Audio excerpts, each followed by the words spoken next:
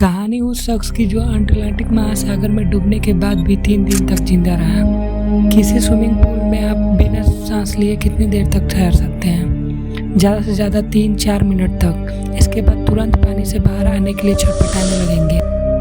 अगर आप फिर भी पानी से किसी तरह सांस ले पा रहे होंगे तब भी आपको हाइपोथर्मिया जैसी तमाम दिक्कतें शरीर में होने लगेंगी।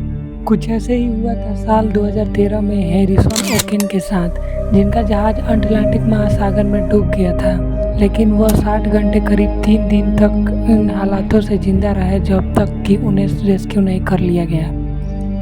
हैरिसन जिस जहाज पर सवार थे उसमें उनके साथ 11 और लोग थे। नाइजीरिया के समुद्री तट से 12 मील दूर थे तभी उनका शिप अचानक पलट गया और समुद्र में डूबने लगा। उस वक्त हैरिसन अपने कमरे में और उनका दरवाज़ा अंदर से लॉक था। जहाज के पलटते ही हैरिसन अपने कमरे से दूसरे कमरे में तेजी से लुढ़कते हुए पहुंच गया। जहाज तेजी से समुद्र के में पहुंचा और वहीं डूब गया।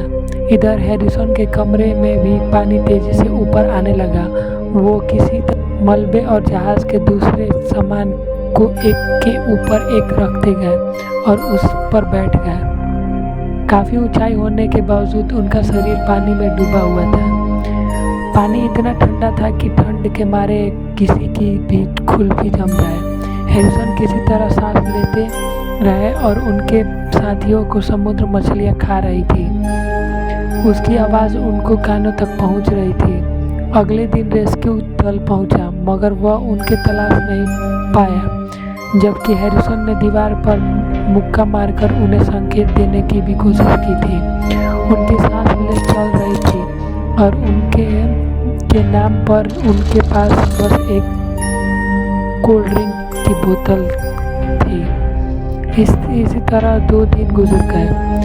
तीसरे दिन गोताखोर जो मलबे से लाशों को निकालने आए थे, उन्हें उम्मीद ही नहीं थी कि कोई जिंदा भी है। हैरिसन किसी तरह उनके पास तैरकर पहुंचे।